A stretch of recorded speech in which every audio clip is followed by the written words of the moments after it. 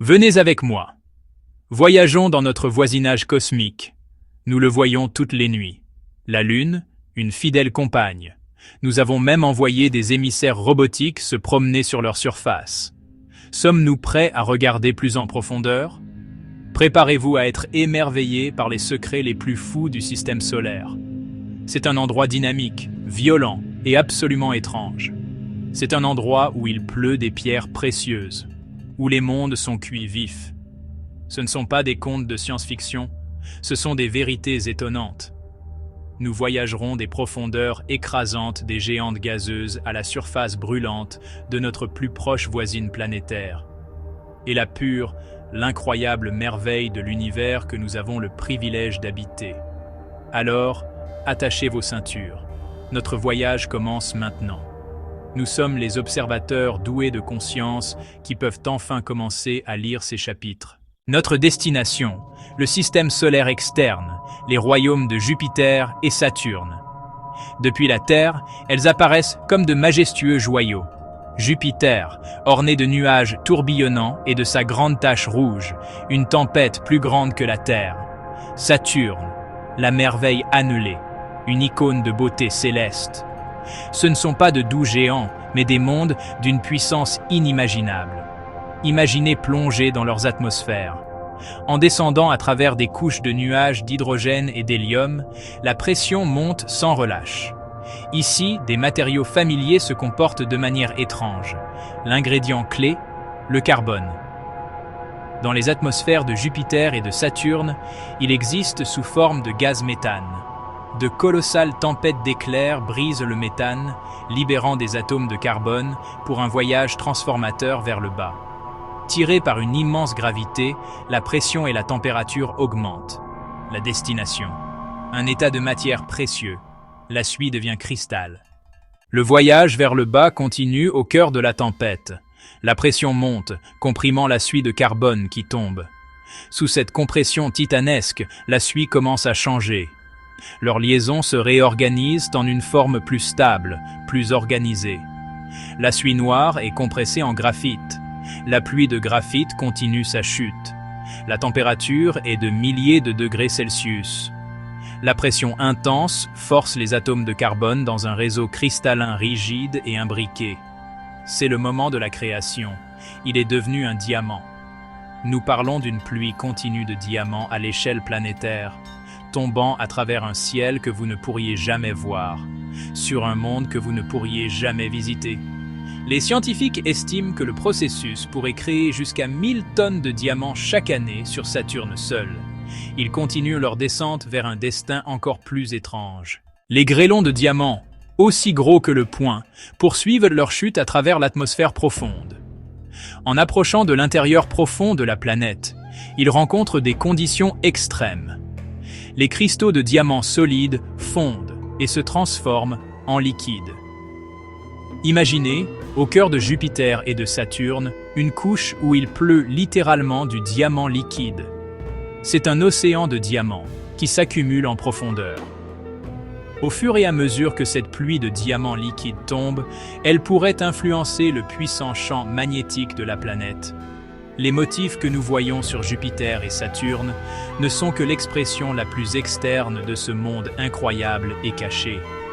Voyez un monde où les diamants tombent, seulement pour fondre en mer de trésors liquides. C'est la réalité de notre système solaire, bien plus merveilleuse que nous n'aurions jamais osé l'imaginer. Tournons-nous vers l'intérieur pour visiter Vénus, un monde qui aurait dû être notre jumeau.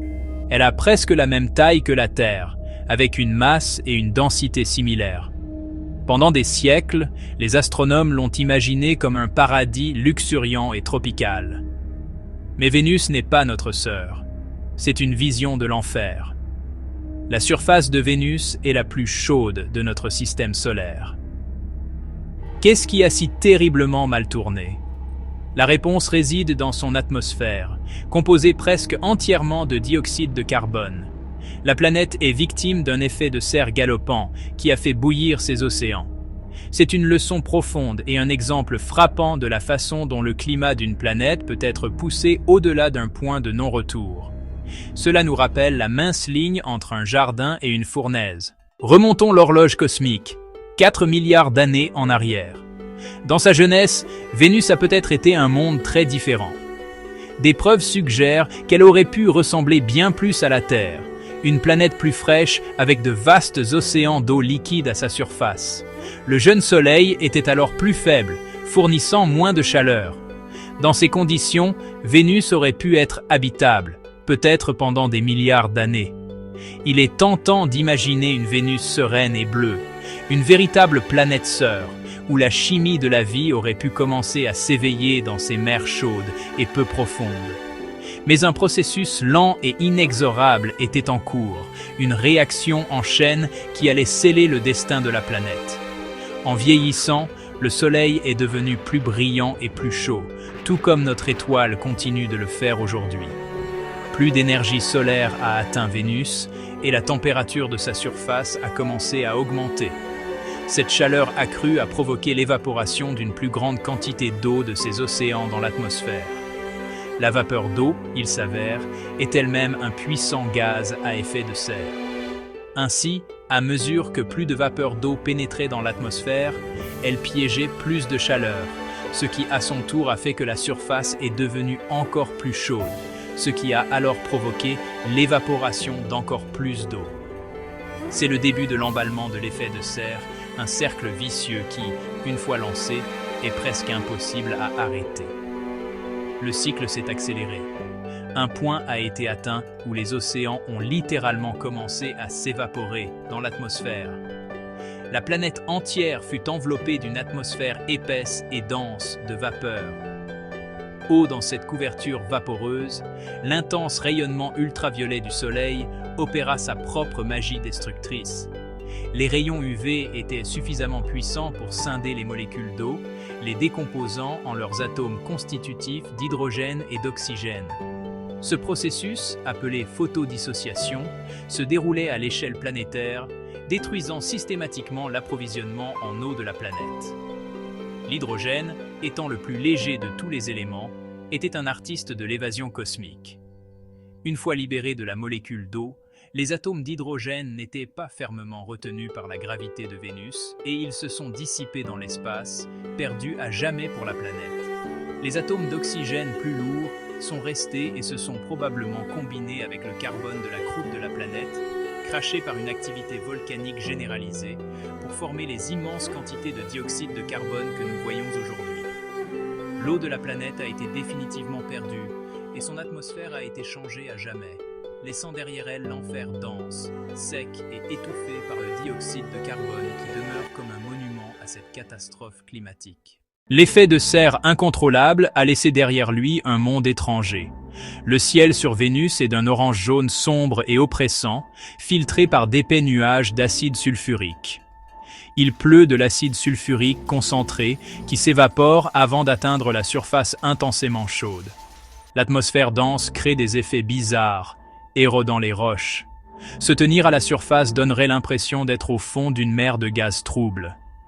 Il n'y a pas de répit face à la chaleur. La planète entière est enfermée dans une vague de chaleur permanente et inéluctable. En haute atmosphère, il existe une couche où les conditions sont étonnamment semblables à celles de la Terre. La pression et la température y sont confortables. La vie microbienne aurait-elle pu se réfugier dans ce havre atmosphérique? Vénus est un rappel frappant de la fragilité planétaire. C'est un avertissement que l'équilibre délicat qui soutient notre monde est un cadeau précieux.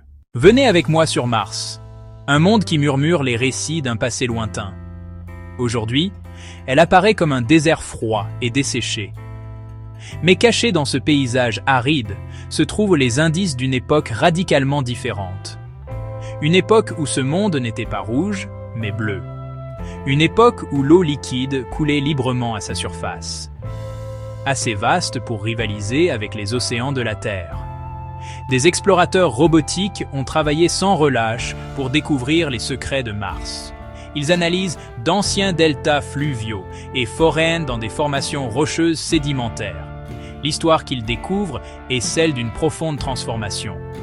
Imaginez-vous debout sur les rives de cette ancienne mer martienne, il y a des milliards d'années. Nous voyons les motifs dendritiques d'anciennes vallées fluviales, des signatures indubitables d'eau courante. Ce sont les fossiles d'un océan, les empreintes fantomatiques laissées par un monde qui, jadis, promettait de l'eau liquide. Alors, où est passée toute cette eau? Perdre un océan entier exige un cataclysme, un vol cosmique. Le principal suspect est le noyau de la planète. Sur Terre, notre noyau de fer en fusion génère un champ magnétique, un bouclier global.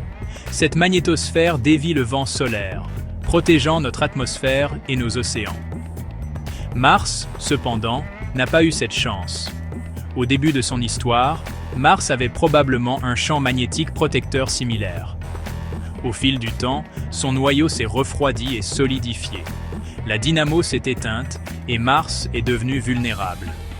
Cet assaut solaire fut un lent processus d'érosion planétaire. L'atmosphère s'est amincie, la pression a chuté et la planète est devenue plus froide. Ce que nous voyons aujourd'hui est le résultat, un monde dépouillé. L'histoire de l'océan perdu de Mars nous force à nous demander, si les conditions étaient autrefois propices à la vie, a-t-elle jamais commencé? Cette possibilité est ce qui motive notre exploration de ce monde rouillé. Si la vie est apparue sur Mars, les organismes survivants se seraient retirés sous terre. La chaleur géothermique pourrait faire fondre la glace souterraine, créant des aquifères habitables. Nos rovers forent dans la roche, à la recherche de biosignatures. Trouver une telle signature dans un ancien lit de lac serait l'une des découvertes les plus importantes de l'histoire humaine. Cela représente la possibilité d'une seconde genèse, nous indiquant quels aspects de notre biologie sont universels. Ce sont les questions qui sont en jeu. L'ancien océan asséché de Mars recèle le potentiel de redéfinir notre compréhension de la vie elle-même. Aventurez-vous vers le roi incontesté du système solaire, Jupiter. Cette géante gazeuse n'a pas de surface solide, seulement une atmosphère insondable. Sa caractéristique la plus emblématique est la grande tache rouge, une tempête qui éclipse toutes celles de la Terre. Ce vortex persistant fait rage depuis des siècles, plus large que notre planète entière. Contrairement aux ouragans terrestres, la grande tache rouge de Jupiter tire son énergie de la chaleur interne de la planète. C'est un témoignage de la puissance cosmique, une tempête pour l'éternité. L'énergie de la grande tache rouge est liée à la vitesse de rotation vertigineuse de Jupiter.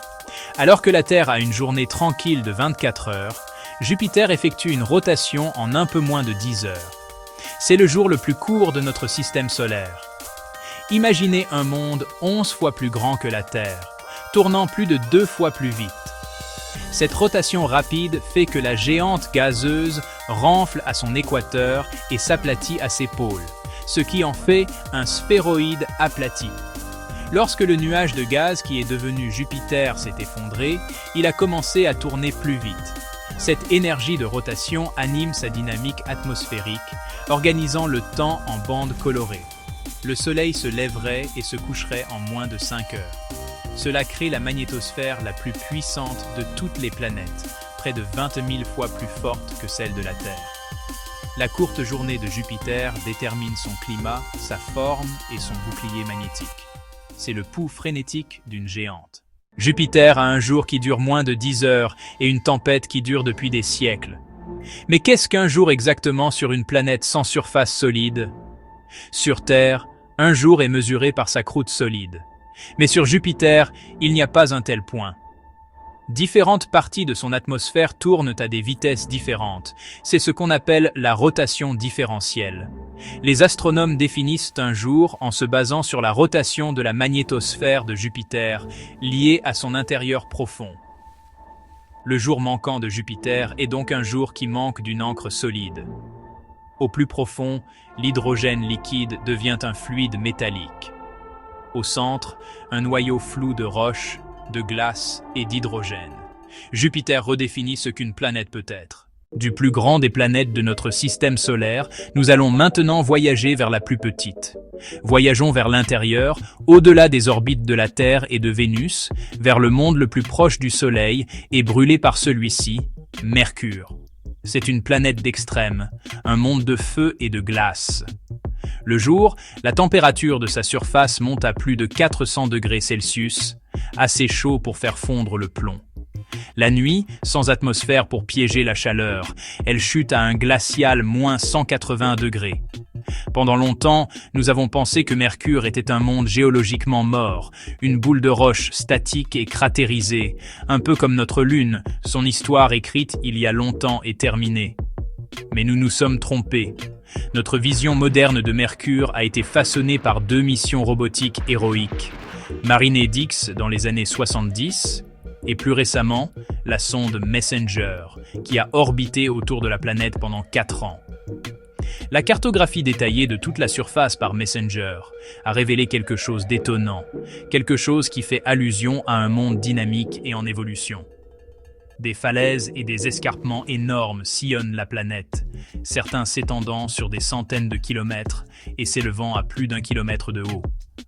Ceux-ci ne sont pas le résultat d'un ancien volcanisme ou de plaques tectoniques comme nous le voyons sur Terre. Ils sont quelque chose d'entièrement différent. Ce sont des rides. Ces formations, officiellement connues sous le nom d'escarpements lobés, sont essentiellement d'énormes rides à l'échelle planétaire dans la croûte de Mercure. Ce sont des failles de chevauchement, formées lorsqu'une section de la croûte est poussée vers le haut et sur une autre. Imaginez une pomme, laissée de côté pendant des semaines, perdant lentement son humidité et rétrécissant.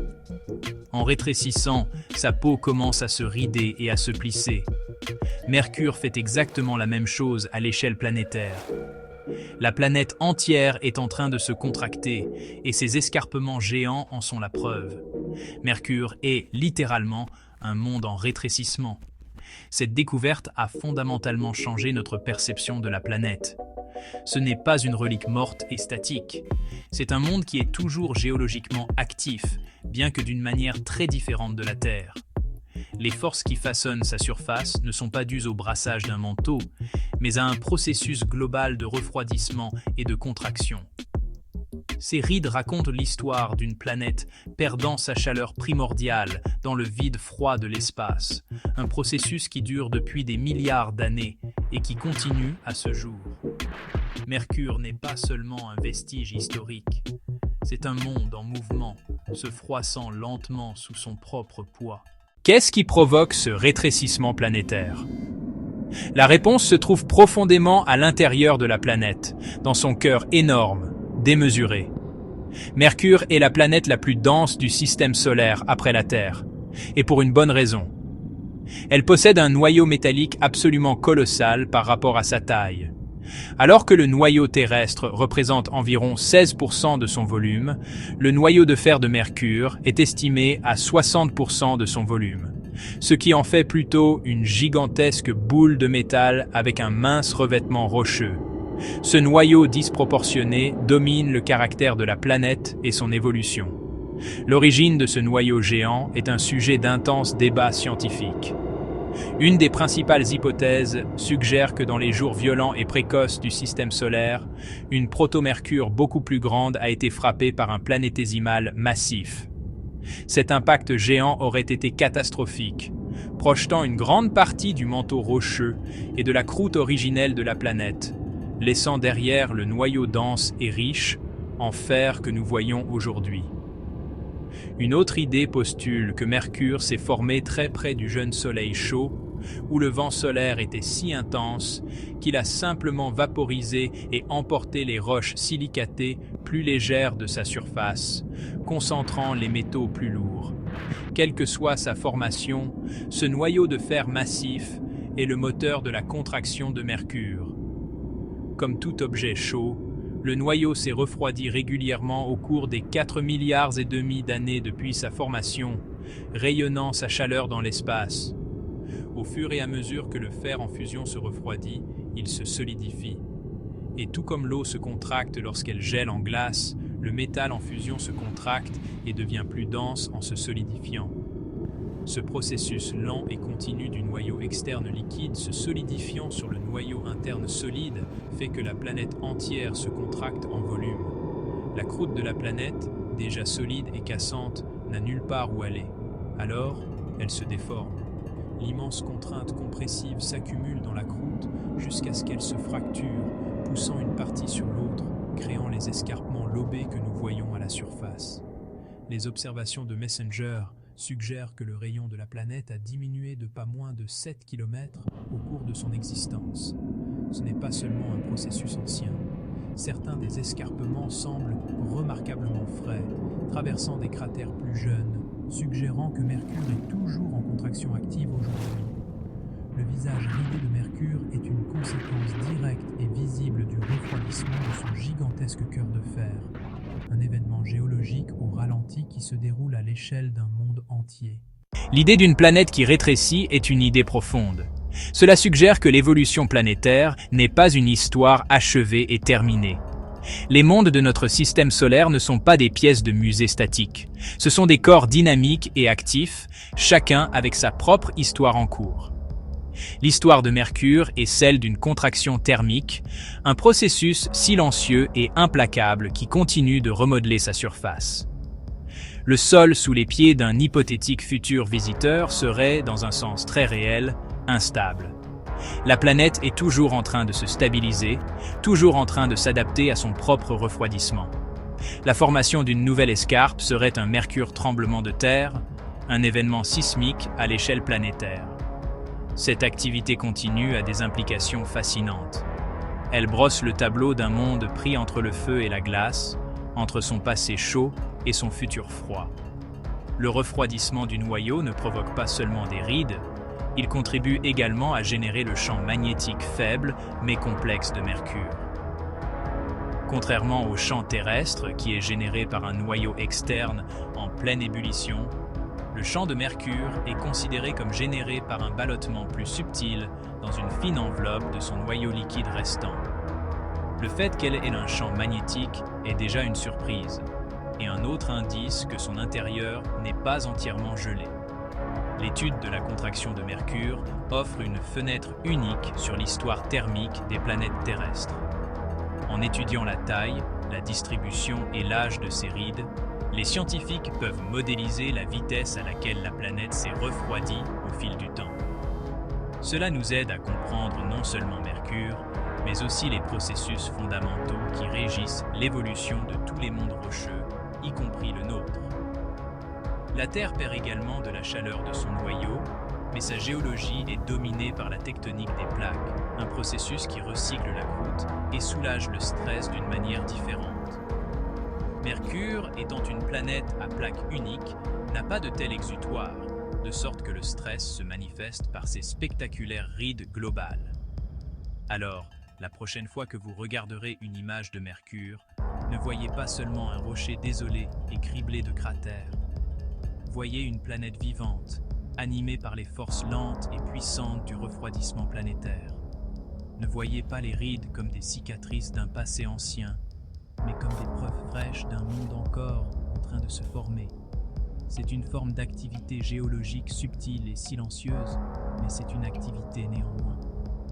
La plus petite planète nous raconte une grande histoire sur la vie et la mort de la chaleur planétaire, une histoire écrite dans la peau froissée et rétrécissante d'un monde au cœur de fer géant. Là-bas, dans les banlieues froides et lointaines de notre système solaire, dérive Uranus. Un orbe pâle, bleu-vert, abritant un secret profond et ancien. Il semble avoir été renversé, déchu de son trône. Son orientation dans l'espace est une profonde anomalie. Il ne tourne pas comme une toupie. Au lieu de cela, il roule comme une balle. Il est couché sur le côté, son axe incliné à un angle stupéfiant de 98 degrés. Cette inclinaison extrême signifie que pendant de longues périodes de son orbite de 84 ans, un pôle fait directement face au Soleil. C'est un monde d'oscillations saisonnières extrêmes. Qu'est-ce qui a bien pu arriver à ce géant de glace pour le laisser dans un état si particulier? Une collision cosmique d'une force inimaginable. C'est un témoignage silencieux et gelé du brutal jeu de billard qui s'est déroulé dans les premières années de notre système solaire. Pour comprendre la situation d'Uranus, nous devons remonter le temps cosmique, il y a environ 4 milliards d'années. Le système solaire était un endroit beaucoup plus jeune et plus turbulent. Un champ de tir chaotique de planétésimaux, de protoplanètes, et de débris restants de la formation du Soleil. C'est dans ce chaos primordial que les planètes que nous connaissons aujourd'hui ont été forgées. Elles ont grandi par accrétion, balayant des corps plus petits dans leur étreinte gravitationnelle. Mais ce processus n'était pas toujours doux. Parfois, les rencontres n'étaient pas des fusions, mais des collisions dévastatrices qui modifiaient les planètes. C'est là que l'hypothèse principale concernant l'état d'Uranus entre en scène. La théorie postule qu'un objet massif, peut-être une protoplanète de la taille de la Terre, a traversé le jeune système solaire et a porté un coup cataclysmique et rasant à la jeune Uranus. Ce n'était pas un impact frontal qui aurait pu briser la planète entièrement. Au lieu de cela, c'était un coup oblique, un coup de poing cosmique qui a transféré une immense quantité d'énergie de rotation. La force de cet impact était si profonde, si absolument titanesque, qu'elle a littéralement renversé la planète entière, tordant son axe de rotation jusqu'à ce qu'il soit presque parallèle à son orbite. Le géant déchu est né d'un seul moment de violence qui a secoué l'univers. Des simulations informatiques qui modélisent cet ancien impact montrent comment un tel événement pourrait non seulement expliquer l'inclinaison de 98 degrés, mais aussi d'autres mystères uraniens. Par exemple, la collision aurait pu brasser l'intérieur de la planète, mélangeant ses matériaux centraux de roche et de glace avec ses couches supérieures d'hydrogène, d'hélium et de méthane. Cela pourrait expliquer pourquoi Uranus, contrairement à ses cousines géantes gazeuses, rayonne si peu de chaleur interne dans l'espace. Sa chaleur primordiale pourrait avoir été expulsée de manière catastrophique pendant l'impact. L'événement n'a pas seulement changé son orientation, il a fondamentalement remodelé sa structure interne et sa destinée thermique. Les débris de ce colossal choc n'auraient pas simplement disparu. Ils auraient été projetés en orbite autour du géant blessé. Avec le temps, ce nuage de roches et de glace brisées aurait pu s'agglomérer pour former le système de lunes et d'anneaux faibles et sombres que nous voyons autour d'Uranus aujourd'hui. Cela signifie que l'ensemble du système satellitaire d'Uranus pourrait être les enfants de cet ancien cataclysme, né de l'événement même qui a si profondément altéré leurs parents. La planète, son inclinaison, ses lunes et ses anneaux, tout cela pourrait être des pièces interconnectées d'une seule histoire violente écrite dans le langage de la gravité et de la collision. Les conséquences de cette inclinaison épique ne sont pas qu'une note de bas de page historique. Elles sont une réalité continue qui façonne chaque aspect de l'environnement uranien. Voyageons vers l'un de ses pôles pendant son long été de 21 ans. Pendant 2 décennies, le Soleil ne se couche jamais. Il tourne simplement haut dans le ciel, baignant cet hémisphère dans une lumière constante et implacable, bien que faible. Il n'y a ni jour ni nuit, seulement un crépuscule perpétuel causé par l'immense distance du Soleil. Un observateur se tenant là vivrait un jour qui dure un quart de sa vie, une saison de lumière infinie avant que le long et sombre hiver n'arrive inévitablement. Pendant ce temps, de l'autre côté de la planète, le pôle opposé connaît un hiver d'une longueur égale et terrifiante. 21 ans d'obscurité absolue et d'un froid inimaginable, une nuit polaire dont il n'y a pas d'échappatoire. La température chute à des profondeurs que nous pouvons à peine imaginer, un profond cri au sommeil. Et les régions équatoriales, elles connaissent un cycle jour-nuit bizarre et rapide alors que la planète roule le long de son orbite. Pendant les équinoxes, lorsque le Soleil est directement au-dessus de l'équateur, la planète tourne normalement par rapport à la lumière, lui donnant un cycle jour-nuit d'un peu plus de 17 heures. C'est un monde avec 2 régimes climatiques complètement différents. On pourrait s'attendre à ce que le pôle éclairé par le Soleil soit significativement plus chaud que le pôle sombre, mais les observations ont révélé un autre mystère uranien. Les températures sur toute la planète sont étonnamment uniformes. Le pôle sombre est presque aussi chaud que celui qui se prélasse pendant des décennies au Soleil. Cela suggère une dynamique atmosphérique puissante en jeu, un système météorologique mondial d'une ampleur immense qui redistribue l'énergie du Soleil du côté éclairé vers le côté sombre. des tempêtes massives s'étendant sur toute la planète et des vents supersoniques doivent faire rage dans son atmosphère bleu-vert, agissant comme un système d'échange de chaleur planétaire pour équilibrer les apports solaires extrêmes. Cela crée des modèles météorologiques uniques. Pendant les longs étés polaires, des systèmes de tempêtes colossaux, certains de la taille de continents terrestres, peuvent se former et faire rage pendant des années. Puis, à mesure que la planète approche de son équinoxe, le changement d'énergie solaire peut déclencher des phénomènes météorologiques encore plus violents sur l'ensemble du globe. L'inclinaison extrême d'Uranus ne lui donne pas seulement de longues saisons. Elle crée un laboratoire météorologique pour les phénomènes atmosphériques les plus extrêmes et bizarres du système solaire. C'est un monde perpétuellement déséquilibré, son climat essayant toujours de rattraper sa propre réalité déséquilibrée. Une belle et chaotique conséquence d'une ancienne blessure cosmique. Venez avec moi aux confins de notre système solaire, jusqu'à Pluton, le roi de la ceinture de Kuiper. Ce royaume de froid intense et de profond mystère était autrefois considéré comme une simple boule inerte de glace et de roche. Mais en 2015, le vaisseau spatial New Horizons de la NASA a révélé un paysage vibrant et géologiquement actif. Parmi ces caractéristiques étranges, des preuves de volcans. Des volcans qui entrent en éruption avec de la glace, de la gadoue et des gaz gelés. Ce concept, le cryovolcanisme, remet en question notre définition même de ce qu'un volcan peut être. Les scientifiques émettent l'hypothèse que des poches d'un océan souterrain maintenu liquide entrent en éruption lorsqu'ils trouvent un point faible dans la croûte. Ils n'entrent pas en éruption avec du feu. Ils entrent en éruption avec du froid. Ce n'est pas la géologie de la Terre, mais un témoignage du fait que même dans les coins les plus froids de notre système solaire, l'univers trouve un moyen d'être dynamique. Zoomons sur Wright Mons. Il est immense, environ 150 km de large et 4 km de haut. Sa caractéristique la plus révélatrice est la vaste et profonde caldeira à son sommet. Cette structure crie volcan. Les scientifiques estiment que Wright Mons est composé de milliers de kilomètres cubes de cryolave, ce qui suggère une activité géologique soutenue. Cela implique une source de chaleur interne de longue durée. L'hypothèse principale indique un océan souterrain maintenu liquide par l'ammoniac et la chaleur interne. Cela suggère une habitabilité dans l'univers. L'action réelle pourrait se dérouler en profondeur, dans des océans cachés réchauffés par la chaleur interne. Le nombre de mondes potentiellement habitables pourrait être bien plus grand que nous n'aurions jamais osé l'imaginer. Pluton n'est pas seul dans ses éruptions glacées. Le cryovolcanisme est un thème récurrent dans le système solaire externe, observé sur Triton, la lune de Neptune, et Encelade, la lune de Saturne, où des panaches de vapeur d'eau jaillissent de son pôle sud. Cassini y a trouvé de l'eau, du sel et des molécules organiques complexes, suggérant un océan souterrain. Europe, la lune de Jupiter, montre également une activité cryovolcanique.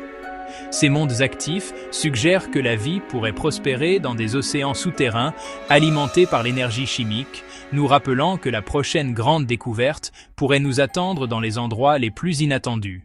Nous orbitons autour d'une étoile, notre Soleil. C'est la source de notre énergie, l'encre de notre monde, le donneur de vie. Sa lumière et sa chaleur parcourent à 93 millions de miles à travers le vide spatial pour nourrir notre planète, stimulant notre climat, alimentant la photosynthèse et rendant notre existence possible. Nous nous prélassons dans ses doux rayons, nous traçons nos années par son voyage à travers le ciel.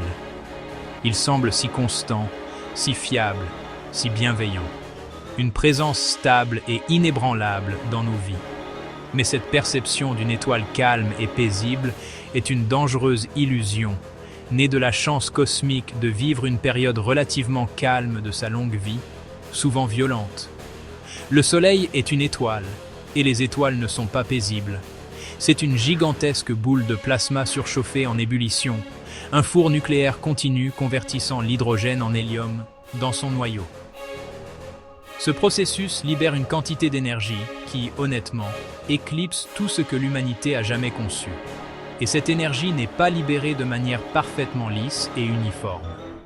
La surface du Soleil est un endroit chaotique et en ébullition, régi par des champs magnétiques d'une puissance inimaginable.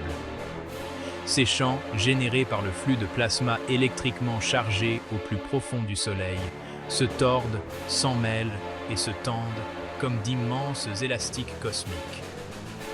Lorsque ces lignes de champs magnétiques emmêlés se reconfigurent soudainement et violemment, elles libèrent une quantité colossale d'énergie lors d'un événement que nous appelons une éruption solaire. Une seule grande éruption peut libérer l'énergie de milliards de bombes à hydrogène, toutes détonnées en l'espace de quelques minutes. Cette explosion accélère les particules chargées, protons et électrons, à près de la vitesse de la lumière et inonde le système solaire d'un éclair aveuglant de radiation, des ondes radio aux rayons X et aux rayons gamma. C'est l'un des événements explosifs les plus puissants de notre système solaire, un rappel de la puissance indomptée qui bouillonne juste à côté. Pendant la majeure partie de l'histoire de la Terre, ces colères n'ont eu que peu de conséquences sur la vie, qui était en sécurité, protégée par l'atmosphère et le champ magnétique de notre planète. L'effet le plus spectaculaire aurait pu être une aurore particulièrement spectaculaire. Mais nous ne vivons plus dans ce monde. Nous avons construit un nouvel écosystème mondial, une civilisation bâtie sur un délicat échafaudage technologique. Nos réseaux électriques, nos satellites, nos réseaux de communication, nos systèmes GPS, tout cela est vulnérable. Nous avons en effet enveloppé notre planète d'un système nerveux électronique sensible, et ce système est directement dans la ligne de mire de la fureur impressionnante et imprévisible de notre étoile. Pour comprendre la menace, nous n'avons pas besoin de nous tourner vers la science-fiction. Nous n'avons qu'à regarder en arrière dans notre propre histoire, à une époque avant l'ère numérique, avant que le monde ne soit câblé. L'année était 1859. Le matin du 1er septembre, un astronome britannique nommé Richard Carrington était dans son observatoire privé en train de dessiner des taches solaires. Soudain, il fut témoin de quelque chose que personne n'avait jamais vu auparavant. Une éruption de lumière blanche, un flash de lumière intensément brillant jaillissant du groupe de taches solaires qu'il observait. Il venait de devenir le premier humain à observer une éruption solaire majeure, un événement qui porterait bientôt son nom. Ce que Carrington vit n'était que le début. L'éruption était accompagnée de quelque chose d'encore plus dangereux, une éjection de masse coronale, ou EMC. Il s'agit d'une bulle massive de plasma magnétisé, des milliards de tonnes de l'atmosphère propre du Soleil, projetées dans l'espace à des millions de kilomètres par heure. Cette EMC particulière était dirigée directement vers la Terre. Il n'a fallu que 17,6 heures pour franchir l'écart de 150 millions de kilomètres, un voyage qui prend normalement 3 à 4 jours. C'était l'une des tempêtes solaires les plus puissantes et les plus rapides jamais enregistrées. Quand elle a frappé, les conséquences ont été immédiates et dramatiques. Le champ magnétique de la Terre, notre bouclier planétaire, a été submergé. L'EMC l'a percuté, le comprimant et induisant d'énormes courants électriques dans le sol en dessous. Le système télégraphique mondial naissant, la merveille technologique de son époque, est devenu fou. Des étincelles jaillissaient des machines télégraphiques, les opérateurs recevaient des chocs électriques et des papiers prenaient feu à cause des surtensions. Certains systèmes étaient tellement surchargés par la tempête que les opérateurs pouvaient déconnecter les batteries et continuer à envoyer des messages en utilisant uniquement les courants auroraux induits par la tempête. C'était une démonstration choquante de la puissance du Soleil. L'effet le plus beau était aussi le plus inquiétant. Les aurores boréales et les aurores australes, normalement confinées aux régions polaires, ont été vues partout dans le monde. Des gens à Cuba, Hawaï et Rome ont vu le ciel nocturne s'illuminer de brillantes nuances de rouge, vert et violet. La lumière était si brillante que les gens dans les montagnes rocheuses se sont réveillés et ont commencé à préparer le petit déjeuner, pensant que c'était l'heure. C'était un spectacle magnifique, mais c'était le signe d'une perturbation électromagnétique à l'échelle planétaire. Si l'événement de Carrington se produisait aujourd'hui, il ne perturberait pas seulement quelques lignes télégraphiques. Ce serait une catastrophe à l'échelle mondiale. Imaginez l'événement de Carrington au XXIe siècle. L'explosion initiale de rayons X provenant de l'éruption saturerait les satellites, causant potentiellement des dommages permanents et coupant les communications et le GPS. Puis, des heures plus tard, l'éjection de masse coronale arriverait. Son impact sur notre magnétosphère induirait de puissants courants géomagnétiquement induits dans nos réseaux électriques.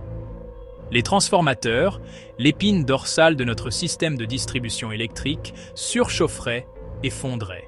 Non pas quelques-uns, mais potentiellement des centaines d'entre eux à travers des continents entiers, plongeant de vastes régions dans un blackout qui pourrait durer non pas des jours ou des semaines, mais des mois, voire des années.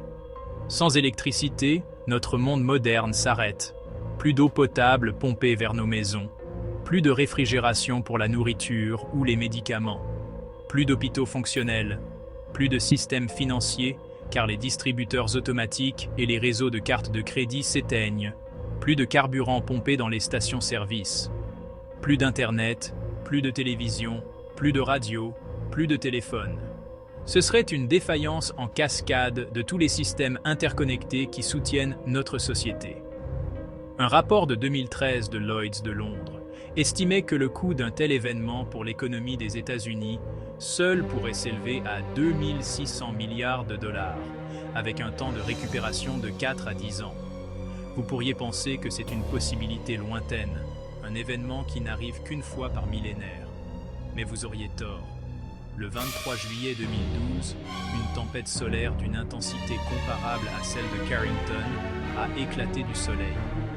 Une immense éjection de masse coronale a traversé l'orbite terrestre. Mais nous avons eu de la chance. Par pur hasard cosmique, la Terre se trouvait à cet endroit précis une semaine plus tôt. Nous avons manqué un impact direct d'environ 9 jours de voyage orbital. Nous avons évité une catastrophe de collision cosmique. Une étude de 2014 a calculé que la probabilité qu'une tempête de niveau Carrington frappe la Terre au cours de la prochaine décennie est d'environ 12%. Ce n'est pas une question de si, mais de quand. Nous sommes, dans un sens très réel, des enfants du Soleil. Nous en dépendons pour notre survie même. Mais nous sommes aussi à sa merci.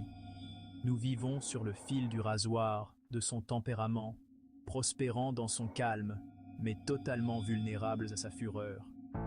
Notre étoile, la source de vie, a également le pouvoir de ramener notre civilisation technologique au XIXe siècle en quelques heures. Cette profonde dépendance et vulnérabilité est l'une des vérités les plus choquantes et les plus humbles de notre existence dans ce système solaire. Elle nous pousse à comprendre, à nous préparer et à nous souvenir de notre place dans le cosmos. Nous avons voyagé à travers des milliards de kilomètres et d'années, des géantes gazeuses jusqu'à la ceinture de Kuiper. Nous avons vu le carbone, la substance même de la vie, tomber comme des diamants sur Jupiter et Saturne. Nous avons ressenti la chaleur de Vénus, marché sur les lits de rivières asséchées de Mars, et avons été émerveillés par la grande tache rouge de Jupiter. Nous avons découvert les cryovolcans de Pluton. Et nous avons regardé notre propre Soleil. Notre système solaire est dynamique et rempli de merveilles. L'histoire du cosmos est notre histoire. Chaque découverte nous apprend quelque chose de nouveau sur notre propre planète. Tout ce que nous avons à faire, c'est écouter. La quête du savoir est la plus noble aventure de notre espèce. Le voyage ne fait que commencer.